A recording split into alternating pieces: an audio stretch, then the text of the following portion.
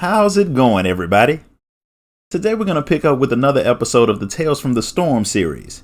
So I want you guys to sit back, grab a snack, and listen to Tales from the Storm number 4.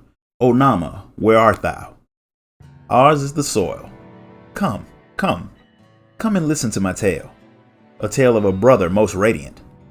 At this, the young men gathered around the fire chuckled. Most radiant indeed.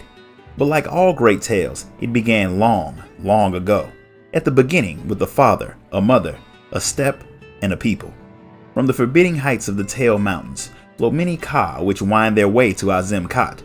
And upon this Khat rests a great stone monument, a sacred fortress forged by the Dawn Father himself, a throne upon which his children might bask in the sun.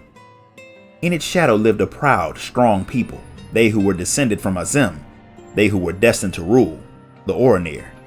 And among the Oranir lived a boy born for great things.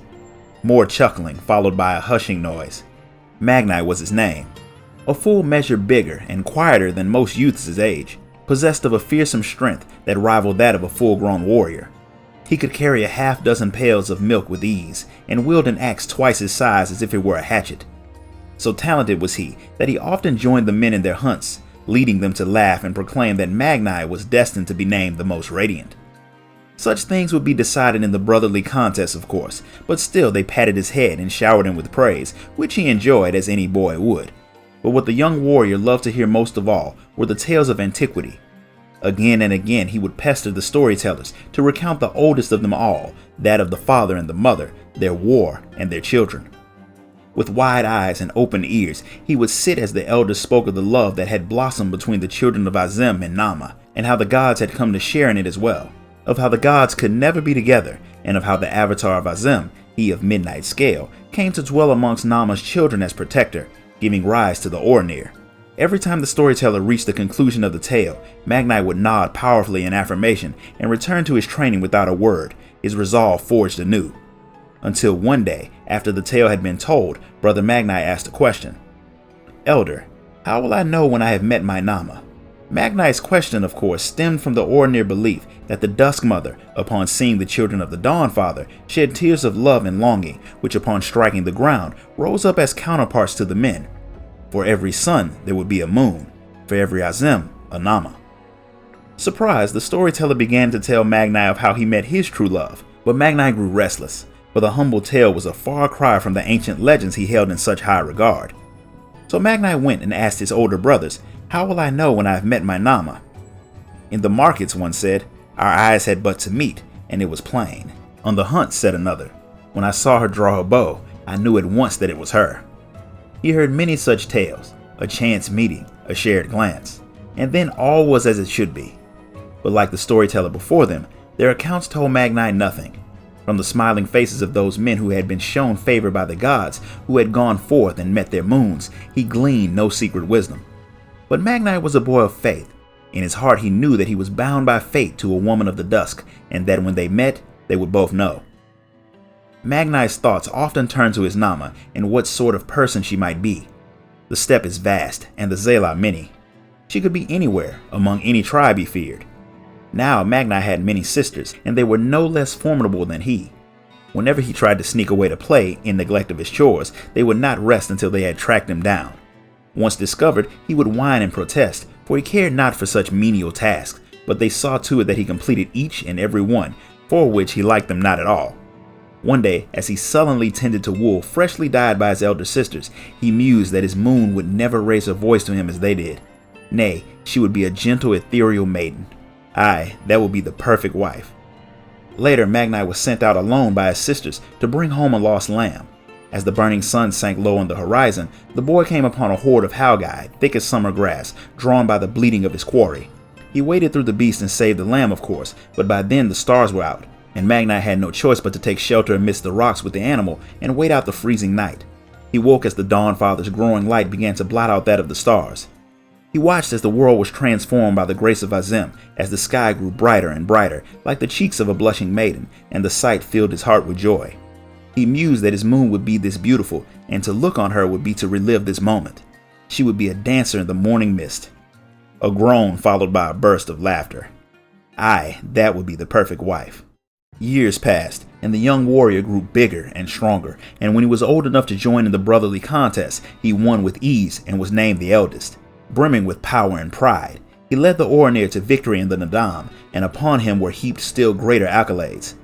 None were more fit to wear Midnight's scale than he, the most radiant of Azem's sons, the sworn protector of the Zela.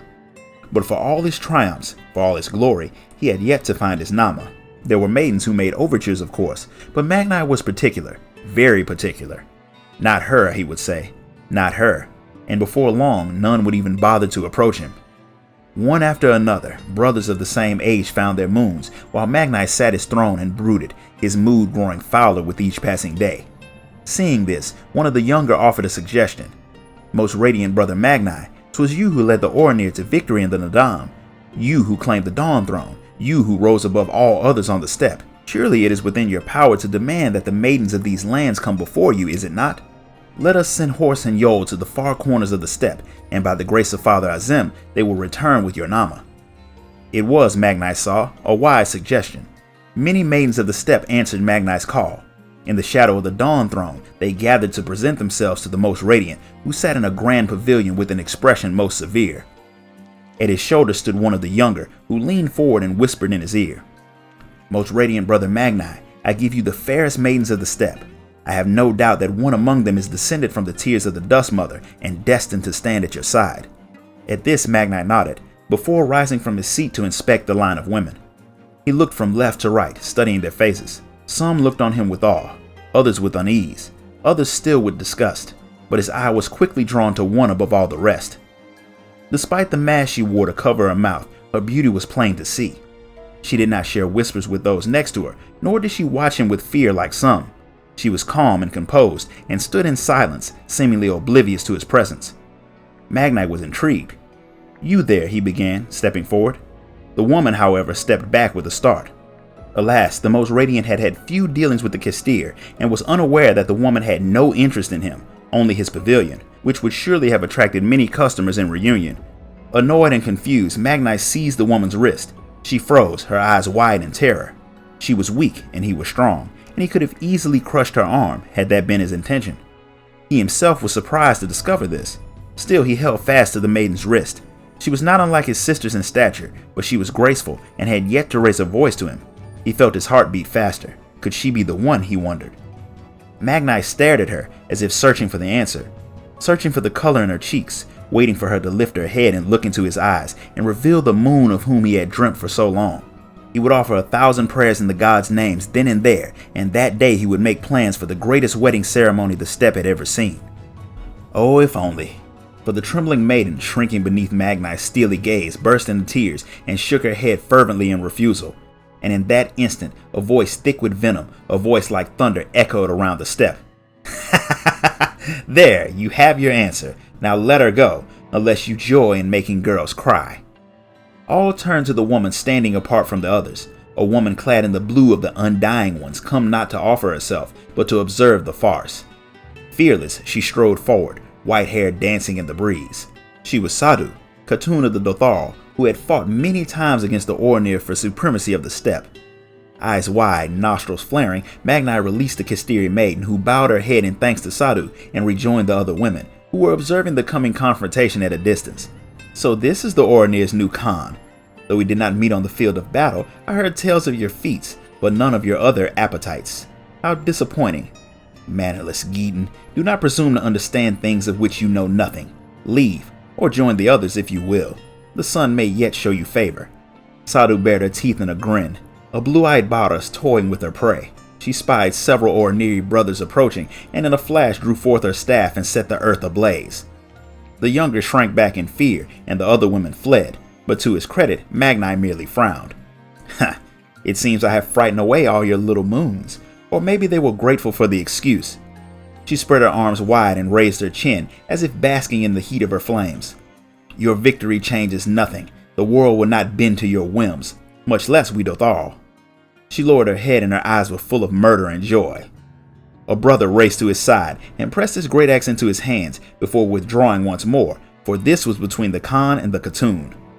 One day, he was heard to whisper then, one day I shall find you, my love, my lady of the dusk, my ethereal maiden, my dancer in the morning mist. 3 days and 3 nights their battle raged, for as long as the Orinir had fought to claim the Dawn Throne. In the end, however, neither one could best the other. Sadu Khatun returned home to lick her wounds and dream of vengeance. And the most radiant brother?